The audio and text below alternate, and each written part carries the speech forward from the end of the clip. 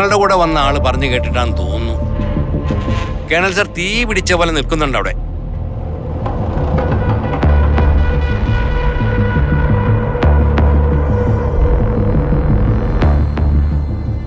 നമ്മൾ ഇത്രയും ദൂരം യാത്ര ചെയ്ത് വന്നിട്ട് നമ്മൾ ഉദ്ദേശിച്ചു വന്ന കാര്യം വല്ല നടന്നു? അവള് തിരിച്ചു പോരാൻ നേരം സ്റ്റാൻലി ഒരു കുഞ്ഞിനെ കൂടെ കൊടുത്തയച്ചു.